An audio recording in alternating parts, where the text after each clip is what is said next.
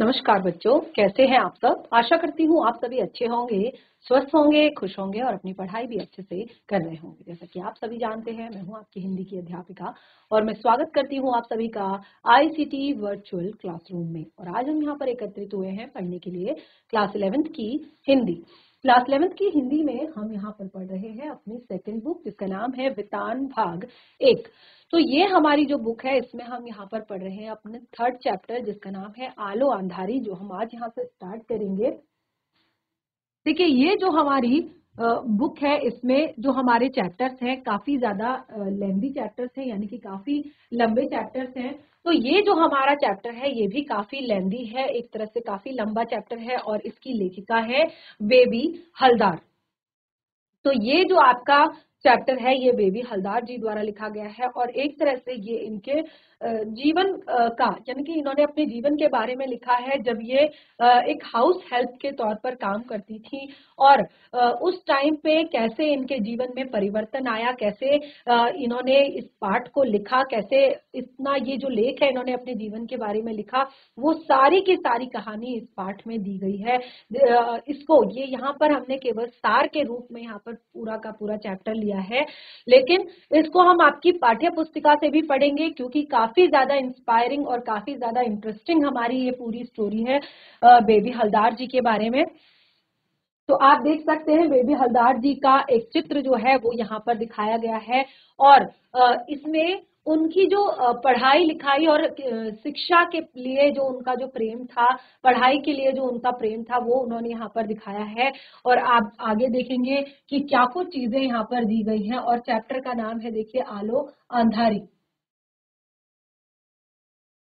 तो देखिए, यहाँ पर लेखिका का परिचय हम देंगे क्योंकि सबसे पहले जैसे मैंने आपको बताया कि ये पाठ लेखिका ने स्वयं के बारे में ही लिखा है और वो एक हाउस हेल्प के तरह काम करती हैं। वो किसी जो तातुश हैं उनके घर पर काम करती हैं, जो फुल टाइम मेड जिस तरह से होती है बिल्कुल इसी तरह से वो वहां पर काम करती हैं और तातुश उनकी किस तरह से मदद करते हैं, किस तरह से उनकी हेल्प करते हैं पढ़ने लिखने में और इस बुक को छपवाने में और किस तरह से उनकी बच्चों की पढ़ाई लिखाई में उनकी मदद करते हैं। तो उन सब चीजों से पहले यानी कि बेबी हलदार का भी एक परिवार था, फैमिली थी, माता पिता थे, शादी हुई थी, पति था, यानी कि पूरा एक परिवार था। और उसके बाद वो इस स्थिति में कैसे पहुंची, इस कंडीशन में कैसे पहुंची, तातुश के घर तक कैसे पहुंची, ये पूरी की पूरी जर्नी, ये पूरी की पूरी यात्रा उन्होंने लिखी है। और क्या कुछ उन्हें बहुत ज्यादा झेलना पड़ा जब वो किराए के मकान में रहती थी और किस तरह की परिस्थितियां थी, किस तरह के सिचुएशन से उन्हें गुजरना पड़ता था, ये सारी बातें उन्होंने लिखी हैं। और उसके बाद भी किस तरह से उनका जो है जीवन परिवर्तित हुआ जब वो तातुश के घर में थी और किस तरह से उन्हें लोगों का सपोर्ट मिला, लोगों की एक तरह से हेल्प मिली, सहायता मिली, उन सब चीजों को उन्होंने यहाँ पर बताया है। तो देखिए, लेखिका का परिचय देते हैं। जम्मू कश्मीर के किसी स्थान पर जन्म जहां सेना की नौकरी में पिता तैनात थे। अब देखिए, क्योंकि वो एक बिल्कुल लेखिका नहीं है, प्रॉपर लेखिका के तौर पर वो नहीं है, उन्होंने बिल्कुल ऐसे ही, यानी कि अपने काम के साथ साथ उन्होंने इस पाठ को लिखा है।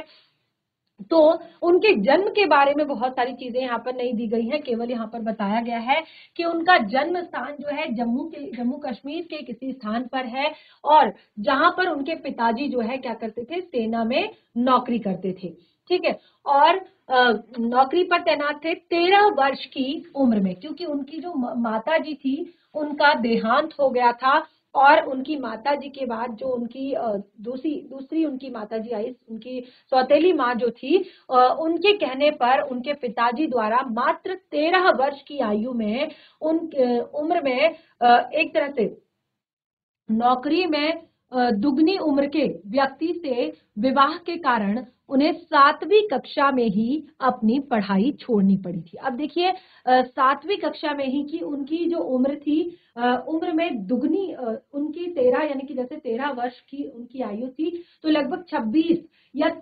30 वर्ष के व्यक्ति के साथ उनका विवाह किया गया था और जिस कारण उन्हें कक्षा 7 में ही अपनी, क्योंकि कक्षा जो 13 वर्ष की जब उनकी आयु थी वो 7 में पढ़ती थी, कक्षा 7वीं में पढ़ती थी, तो उसी टाइम उन्हें अपनी पढ़ाई छोड़नी पड़ी थी। 12 या 13 वर्षों के बाद पति की ज्यादतियों से परेशान होकर, यानी कि लगभग जो जब वो स्वयं 25 या 26 साल की रही होंगी, तो उस टाइम अपने पति की ज्यादतियों से परेशान होकर, अपने पति की प्रताड़नाओं से परेशान होकर, फिर होकर 3 बच्चों सहित पति का घर छोड़कर वो दुर्गापुर से फरीदाबाद आ गई। देखिए, अब देखिए, क्योंकि जो है उनकी माता का देहांत हो गया था और वहां पे भी उनके पिताजी ने दूसरी शादी कर ली थी। जो उनकी सौतेली माँ थी वो उन्हें बहुत परेशान करती थी और इस कारण मात्र 13 वर्ष की आयु में ही उनका विवाह उनसे दुगने आयु के जो है व्यक्ति से कर दिया गया। और अब विवाह के 12-13 साल बाद वो पति की प्रताड़नाओं से परेशान होकर, पति की ज्यादतियों से परेशान होकर वो अपने 3 बच्चों के साथ अपने पति का घर छोड़कर, क्योंकि पिता के पास नहीं जा सकती थी, तो वह अपने पति का घर छोड़कर दुर्गापुर से फरीदाबाद आ गई। और दुर्गापुर जो है जो जगह यहाँ पर बताई गई है वो बंगाल की यहाँ पर हो सकती है, होती है। और फिर वहां से वो फरीदाबाद आ गई। कुछ समय बाद वो वहां से गुड़गांव चली गई। और क्योंकि अब देखिए बहुत सारी अच्छी कंडीशन में वो नहीं थी, बहुत सारा पैसा रुपया इस तरह से उनके पास नहीं था, तो उनको, क्योंकि बहुत छोटा सा, आप देखिए 3 बच्चे भी साथ में थे, उनको खिलाना पिलाना, उनको उनका छत यानी कि उनके लिए, तो इन सब चीजों की जो है सबसे जो मेन नीड थी वो सबसे ज्यादा थी। तो फरीदाबाद जब वो आई तो कुछ समय बाद वो वहां से भी गुड़गांव चली गई। बांग्ला में लिखी और हिंदी में अनुवादित आलो अंधारी एकमात्र पुस्तक है इनकी। और देखिए इनकी बहुत सारी रचनाएं नहीं है, यानी कि ऐसी बहुत एक तरह से विख्यात लेखिका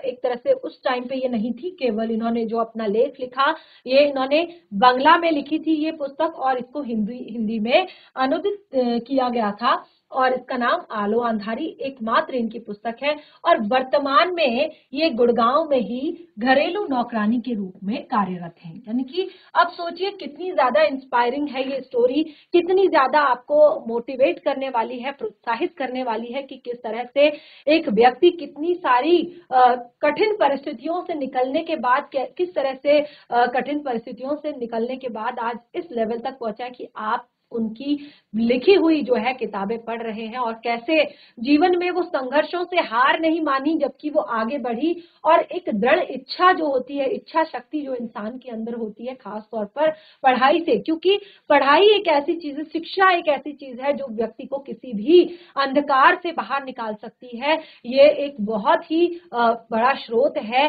किसी भी अंधकार से हमें उजाले की तरफ ले जाने का। ठीक है, तो आप इस स्टोरी को पढ़ रहे हैं, इसको पढ़ने का,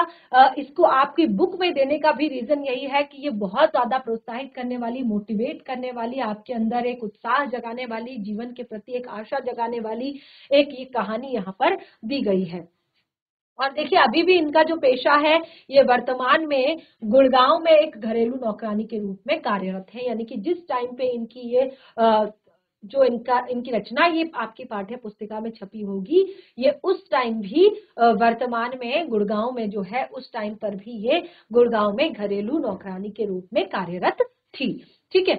चलिए आगे बढ़ते हैं। तो देखिए सबसे पहले यहाँ पर बेबी हलदार जी के बारे में जो शुरुआत बताई गई है, जैसे मैंने आपको बताया कि बेबी हलदार ने जीवन की पहली सांस कश्मीर में ली थी। अब देखिए ये चैप्टर काफी ज्यादा लेंदी है, तो केवल अभी मैं शुरुआत में आपको सार बताऊंगी यहाँ पर, क्योंकि इनमें से आपके दीर्घ उत्तरीय प्रश्न आते हैं एग्जाम में। ठीक है ना, जो आपकी सेकेंड बुक होती है उसमें से आपको दीर्घ उत्तरीय प्रश्न आते हैं। इसके लिए आपको पूरा का पूरा चैप्टर पढ़ना बहुत ज्यादा जरूरी होता है। पूरे चैप्टर को अच्छे से अगर एक बार समझ लेते हैं तो आप आसानी से जो आपका 5 नंबर का प्रश्न आता है उसका उत्तर आप दे सकते हैं। ठीक है, तो जैसे कि मैंने आपको बताया कि बेबी हलदार ने जीवन की पहली सांस, यानी कि उनका जन्म जो है कश्मीर में हुआ था, और कुछ साल की थी कि उनकी माँ पति के उत्पीड़न से तंग आकर घर से चली गई थी। अब देखिए क्योंकि उनके जो पिता थे उन्होंने बहुत ज्यादा अपनी पत्नी को बहुत ज्यादा प्रताड़ित किया था, बहुत ज्यादा कष्ट दिए थे, दुख दिए थे, तो उनकी माँ जो है घर छोड़कर चली गई थी, या फिर एक तरह से पूरा परिवार उसको छोड़कर चली गई थी और उस टाइम पे उन्हें अपनी मासूम सी जो बेटी है उसका भी ध्यान नहीं आया कि किस तरह से अब इसके पिताजी इसके साथ एक तरह से बर्ताव करेंगे, कैसे इसका पालन पोषण करेंगे, कैसे कैसे क्या करेंगे। ठीक है, तो वह माँ को जब याद करके रोती तो उसके पिता उसे बुरी तरह धुतकारते थे और बुरी तरह से मारते थे, बुरी तरह से पीटते थे। तो इस तरह से अब देखिए, मासूम हिटलर की समझ में कुछ नहीं, मासूम बेबी हलदार की समझ में कुछ नहीं आता था और वो मार खाकर भी पिता की गोद में सर रख देती थी, क्योंकि देखिए यहाँ पर उनके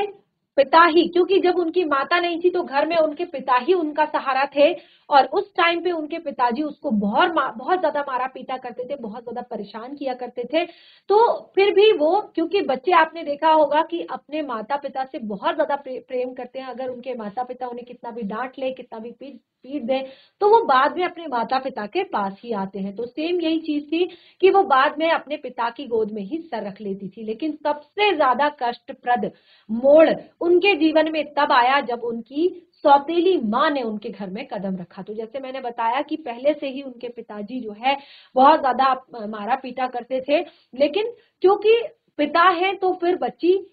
अपने पिता के पास ही जाती थी रोने के बाद भी। लेकिन अब जब जैसे ही उनकी सौतेली माँ ने घर में कदम रखा, यानी कि उनके पिता ने दूसरा विवाह किया, तो पिता की भाषा और ज्यादा कड़वी हो गई, यानी कि पिता ने और ज्यादा दुख और ज्यादा कष्ट देने शुरू कर दिए। घर में प्रताड़ना की चाप सुनाई देने लगी, यानी कि वो क्या करती थी, अब सौतेली माँ के आग्रह पर उसके पिता ने टूटे परिवार को कश्मीर की वादियों से निकालकर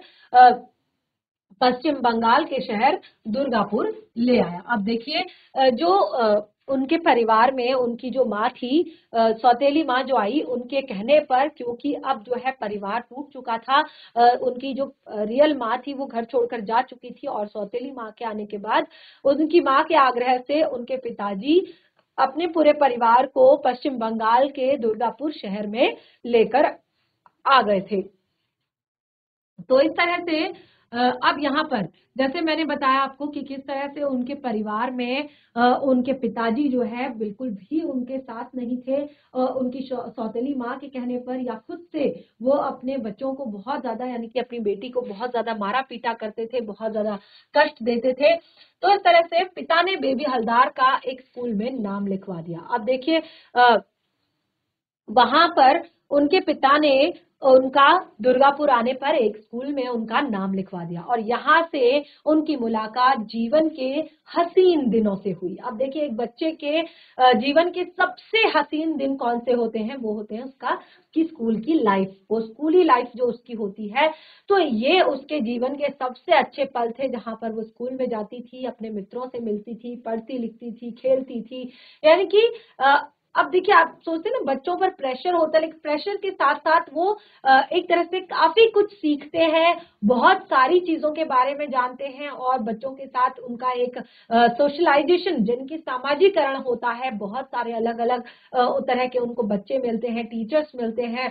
तो ये बहुत अच्छी लाइफ होती है। जो हमारी स्कूल की लाइफ होती है ना, वो हमेशा हम मिस करते हैं। अभी आप देखिए क्लास 11th में आ गए हैं और अभी भी आपके पास चांस है, आप 1-2 साल स्कूली लाइफ जी रहे हैं और आपको पता है कि आपको अभी थोड़ा सा ऐसा लग रहा होगा कि नहीं ये सबसे खराब लाइफ है, हमें सुबह उठना पड़ता है, हमें बैग लेना पड़ता है, हमें स्कूल जाना पड़ता है, वहां पर हमें 40 से 45 मिनट टीचर्स के लेक्चर सुनने पड़ते हैं, उसके बाद हमें होमवर्क करना पड़ता है, उसके बाद हमें एग्जाम देने पड़ते हैं। तो आपको लगता होगा कि ये सबसे बेकार लाइफ है। लेकिन जैसे ही आप अपने स्कूल लाइफ से आगे निकलेंगे, जैसे ही आप क्लास 12th के बाद जब आप अपने हायर एजुकेशन में जाएंगे, तब आपको लगेगा कि नहीं, स्कूल लाइफ सबसे ज्यादा बेस्ट थी, सबसे ज्यादा बढ़िया थी, क्योंकि यहाँ से फिर आपकी जो जीवन की रियल जो परेशानियां हैं, क्योंकि अभी तक आपके ऊपर कोई प्रेशर नहीं है, कोई टेंशन आपको नहीं है, कोई जिम्मेदारी आपके ऊपर नहीं है, किसी भी तरह की दिक्कत आपको नहीं है, आपको बस केवल पढ़ाई करनी है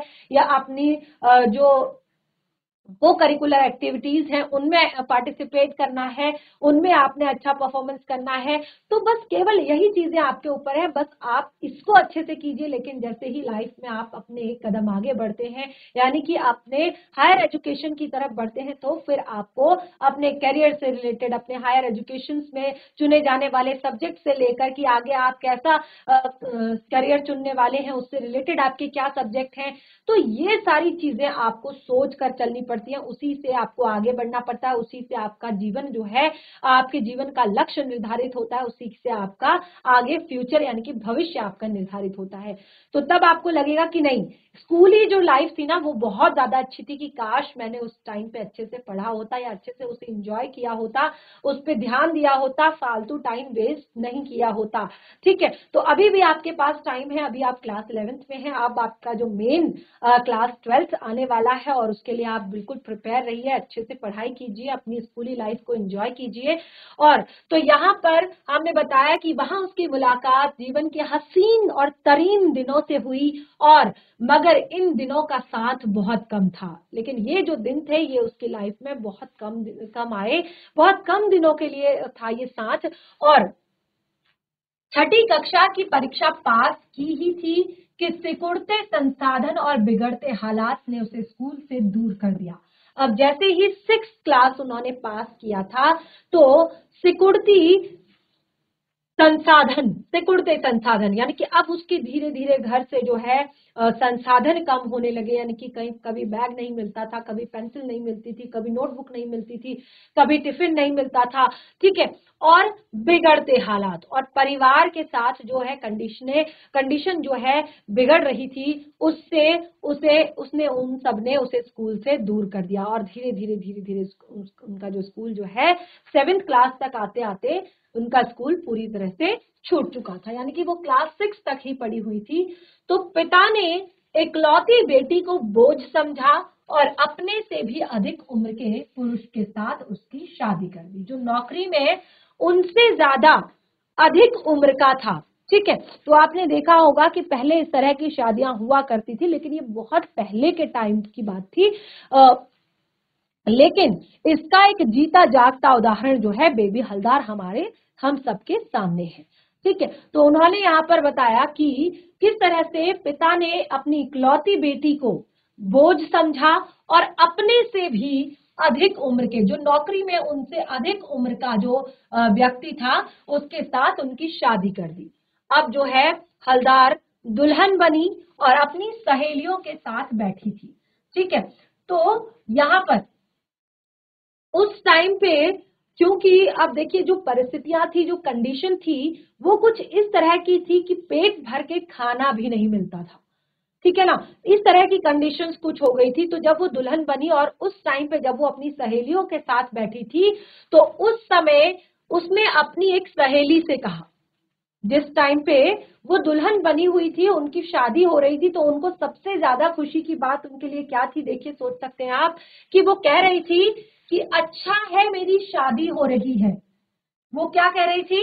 कि अच्छा है मेरी शादी हो रही है, कि कम से कम पेट भर के खाना तो मिलेगा। अब देखिए उनको अपने जीवन के बारे में, क्योंकि मात्र 13 वर्ष की उनकी आयु थी, और उस टाइम पे शादी जैसा एक बहुत बड़ा निर्णय जो है, उसको वो उसके बारे में सोचने की भी वो उम्र में नहीं थी। तो इस तरह की चीजों से बिल्कुल परे उनके दिमाग में बस एक ही चीज थी कि अच्छा हुआ मेरी शादी हो रही है, क्योंकि अगर मैं यहाँ से दूर जाऊंगी तो कम से कम मुझे पेट भर के खाना तो मिलेगा। यानी कि शायद वो जिसके घर में जा रही हैं, क्योंकि उस टाइम पे देखिए,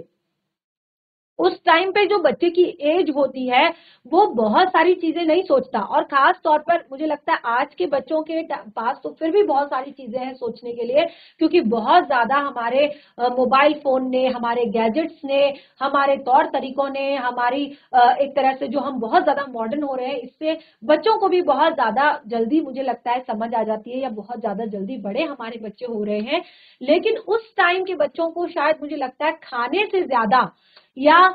एक तरह से उनके जो संसाधन है, कपड़े से ज्यादा, खाने से ज्यादा मुझे लगता है कि वो और ज्यादा कुछ नहीं सोच सकते थे। तो देखिए वो कहती हैं कि वो अपनी सहेली से कह रही हैं कि अच्छा है मेरी शादी हो रही है कि कम से कम वहां पर पेट भरकर खाना तो मिलेगा, लेकिन जिस घर में गरीबी का डेरा हो तो वहां बच्चे खाने से ज्यादा और क्या सोच सकते हैं। अब देखिए स्थिति ऐसी थी कि परिवार के पास पेट भर के खाने के लिए नहीं था, क्योंकि जो उनके पिता थे वो एक तरह से बिल्कुल भी मुझे लगता है काम नहीं करते थे, या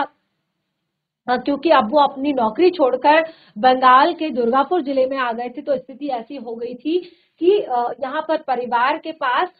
खाने पीने के लिए भी कुछ नहीं था। तो अब देखिए जिस घर में गरीबी का डेरा हो, यानी कि जिस घर में खाने तक के लिए ना हो, तो उस घर के बच्चे खाने के अलावा और क्या सोच सकते हैं।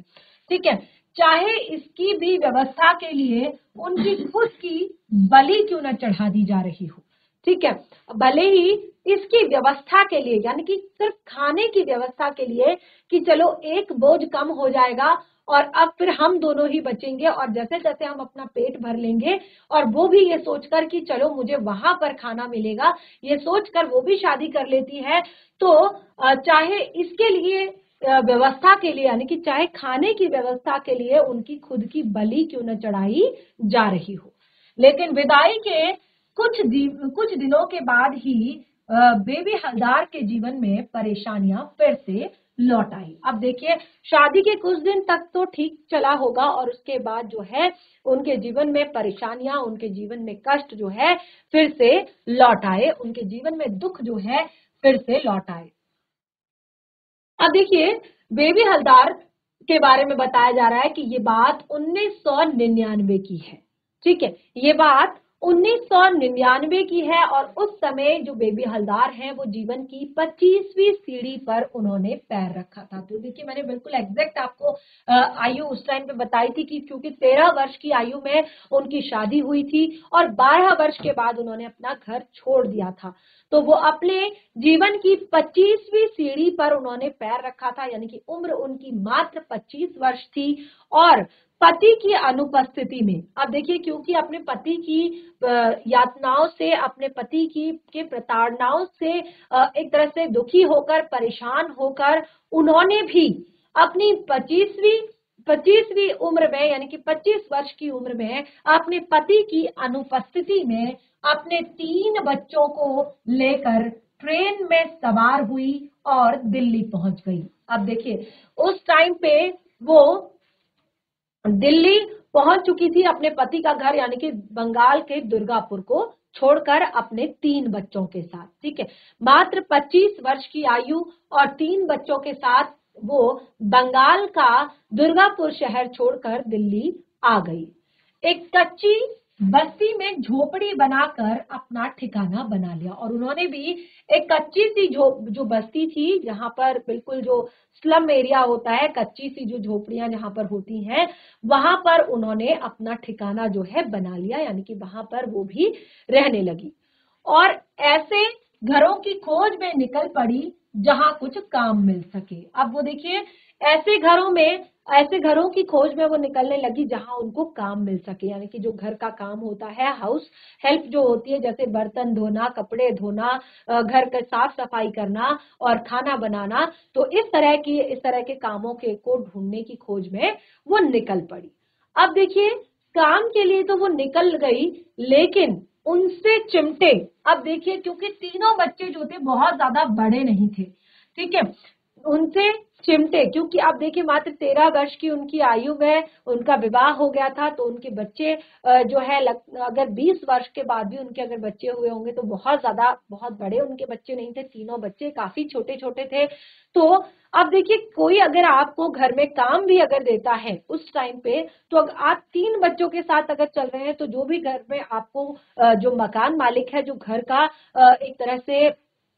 मालिक है, वो सबसे पहले देखेगा कि अरे इसके साथ तो साथ में 3 बच्चे हैं, कैसे ये घर का काम करेगी और कैसे ये उस टाइम पे अपने बच्चों की देखभाल करेगी। जब ये घर का काम कर रही होगी उस टाइम पे ये बच्चे कहाँ होंगे और इन बच्चों की जिम्मेदारी, इन बच्चों के खाने पीने का ध्यान कौन रखेगा। तो इस तरह की बहुत सारी परेशानी अपने साथ लेने के कारण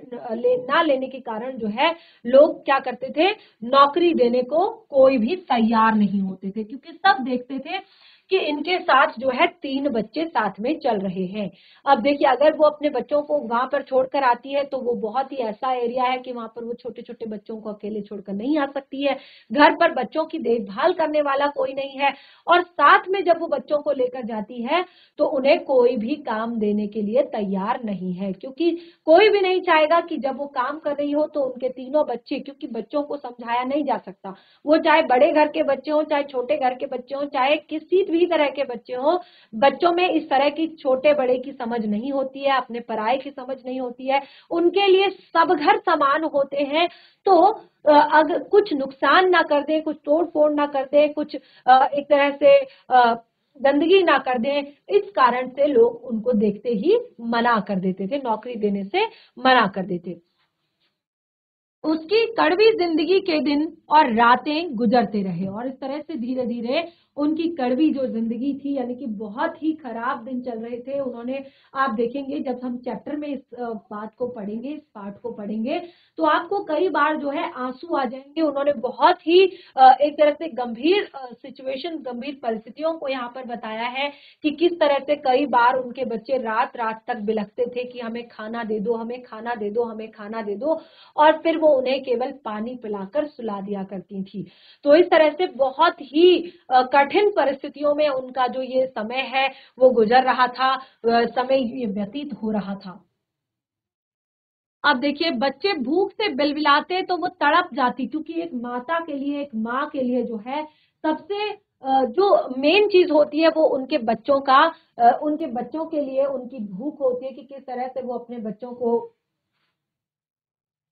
किस तरह से वो अपने बच्चों को खाना खिलाए, किस तरह से वो अपने बच्चों को,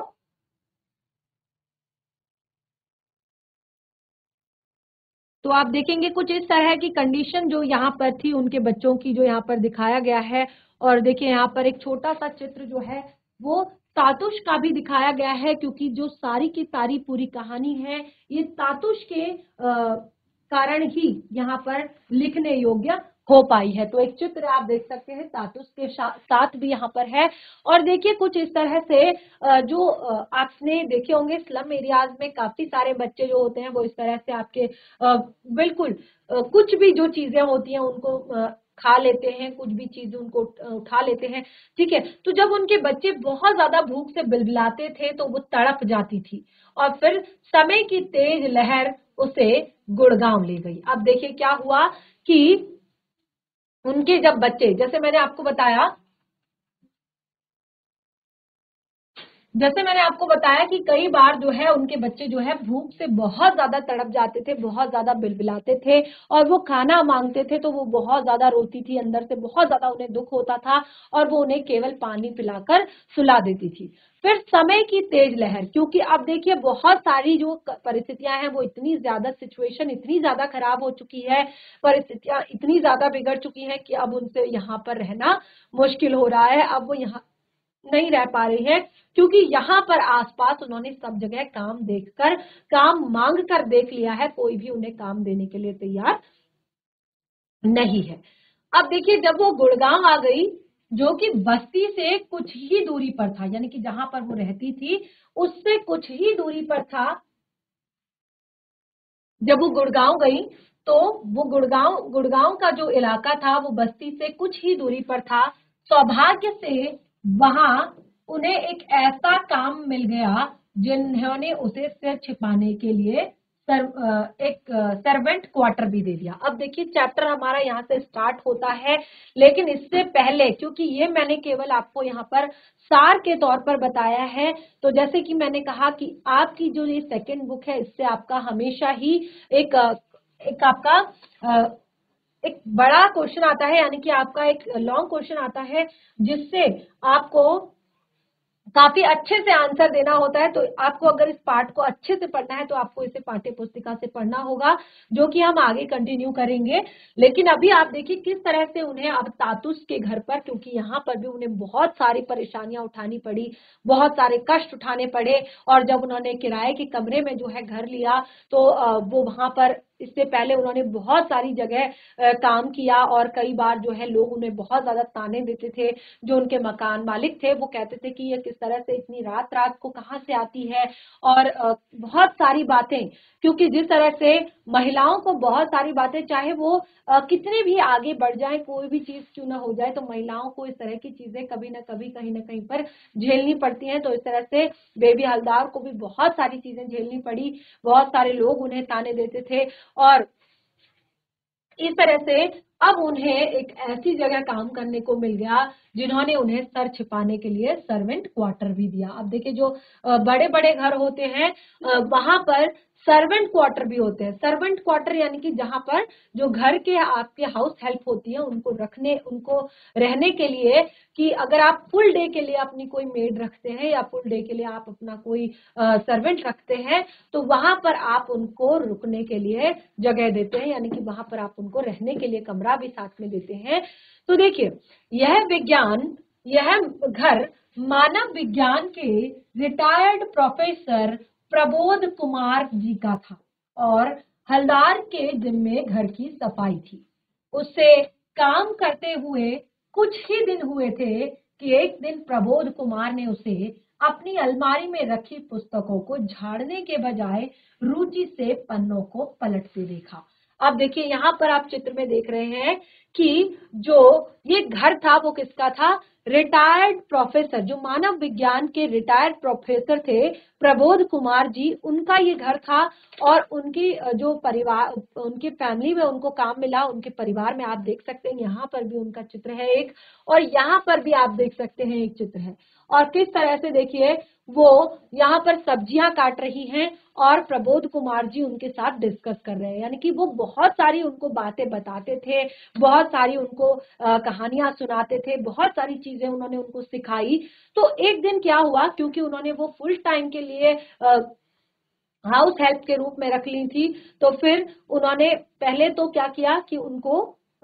डेली के लिए आने जाने का काम था। और उसके बाद कि ये चैप्टर, ये सारी चीजें आप पाठ्य पुस्तिका में ज्यादा अच्छे से पढ़ पाएंगे, काफी अच्छे से डिटेल में वहां पर दिया है कि किस तरह से उन्हें वहां पर किस तरह की परेशानियां उन्हें अपने उस किराए के घर पर उठानी पड़ रही थी, जिस कारण उन्हें उस किराए के घर को छोड़कर यहाँ पर जो सर्वेंट क्वार्टर है उसमें रहने के लिए आना पड़ा। अब तो बहुत अच्छा उनका समय हो गया था, क्योंकि तीनों बच्चे उनके साथ में रहते थे, और अब वो अपने बच्चों पर भी काफी अच्छे से ध्यान दे पा रही थी। बच्चों का दाखिला भी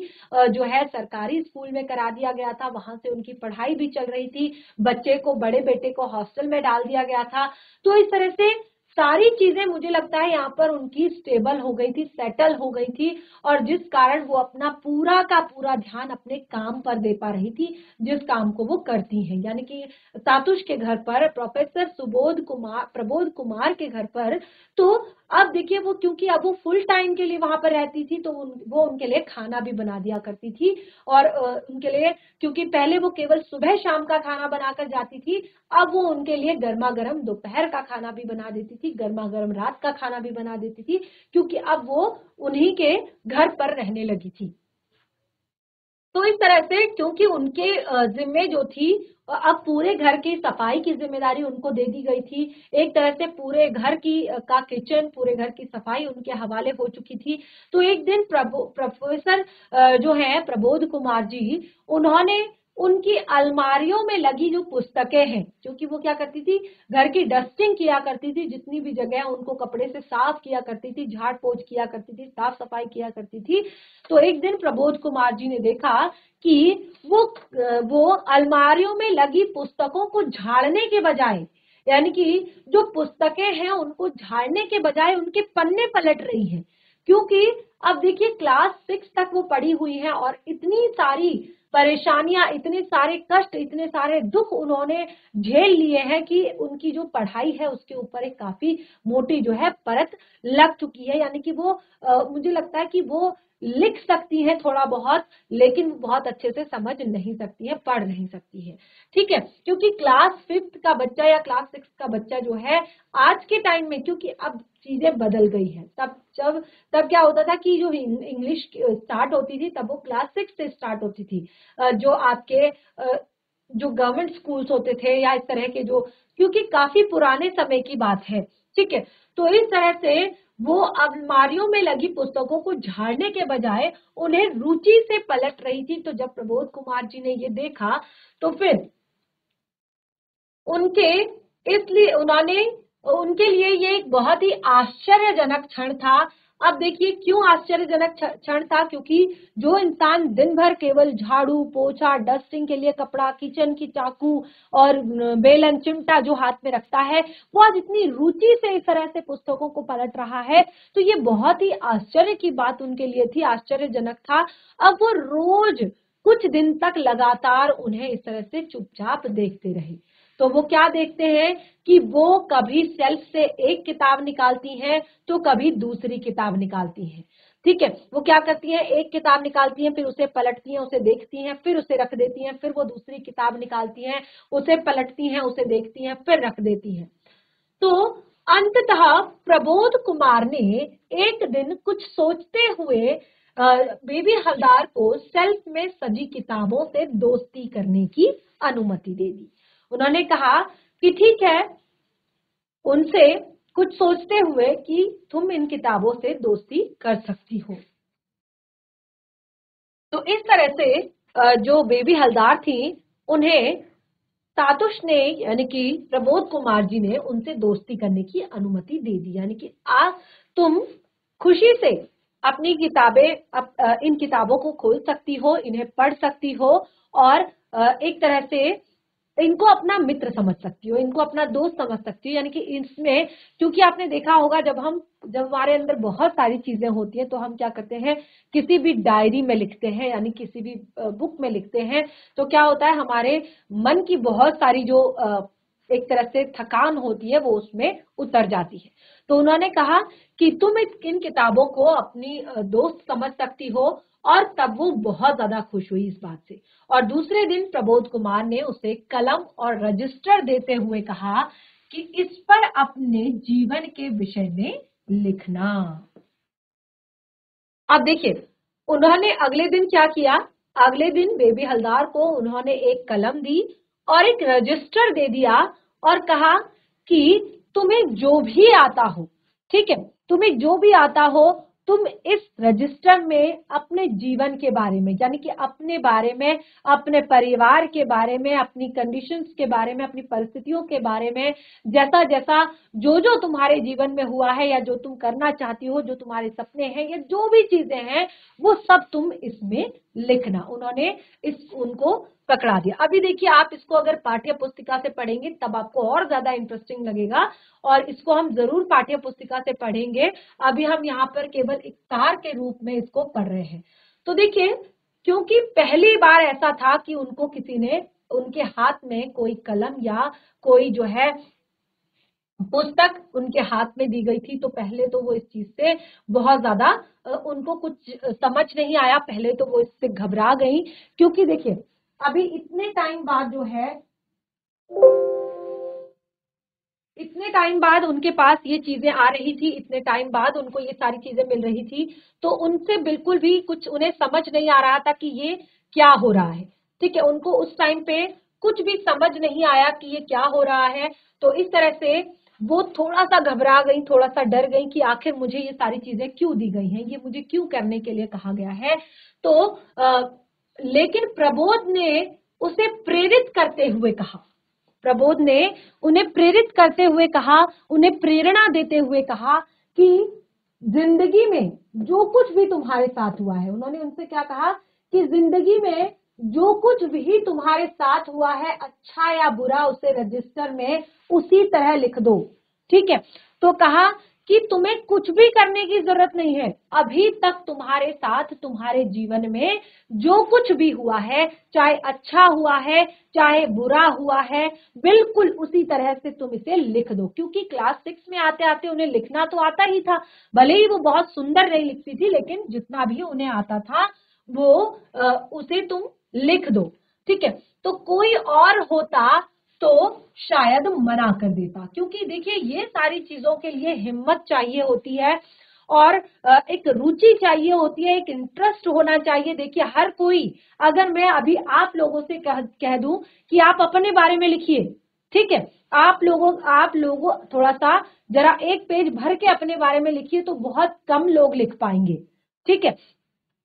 और यहाँ पे जो है बेबी हलदार जो है उनको बहुत ज्यादा रुचि थी इसमें, इंटरेस्ट था, और इसीलिए उन्होंने थोड़ा सा हिचकिचाते हुए, थोड़ा सा डरते हुए प्रबोध कुमार के हाथ से कलम और रजिस्टर लेकर मजबूती से थाम लिया था। अब देखिए, आप सोच सकते हैं कि वो एक घर की एक तरह से घर में काम करने वाली एक महिला है, और उनके 3 बच्चे हैं, और उनका जो उनकी जो परिस्थितियां जो अभी तक उनके जीवन में हुई हैं, तो किसी का तरह का भी कनेक्शन उनका पढ़ाई लिखाई से या किसी भी तरह का कनेक्शन उनका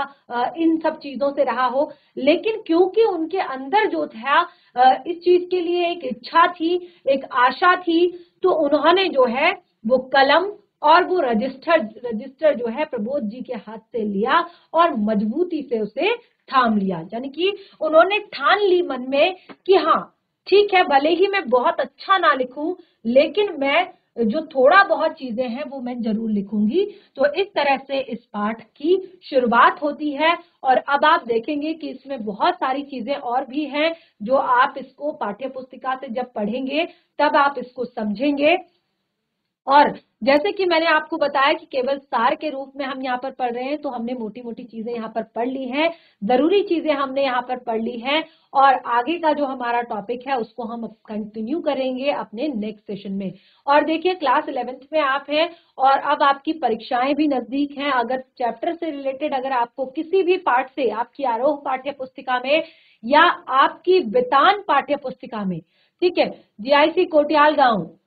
और जीआईसी बाघवाला, ठीक है, जो भी बच्चे यहाँ पर बैठे हुए हैं आप ध्यान पूर्वक सुन लीजिए। जीआईसी कोटियाल गांव, जीआईसी बाघवाला, तो बच्चे आपको आपकी क्लास 11th की हिंदी की पाठ्य पुस्तिका, चाहे आरोह हो, चाहे वितान हो, या व्याकरण से रिलेटेड कोई टॉपिक हो जिसमें आपको कुछ पूछना है, कोई डाउट है, तो आप हैंड रेज करके बता सकते हैं, या नेक्स्ट सेशन में हम उस पर डिस्कस कर सकते हैं। तो इस तरह से हमारा जो आज का सेशन है वो यहीं पे समाप्त होता है। हम मिलेंगे अपने नेक्स्ट सेशन में, तब तक के लिए धन्यवाद। आपका दिन शुभ हो।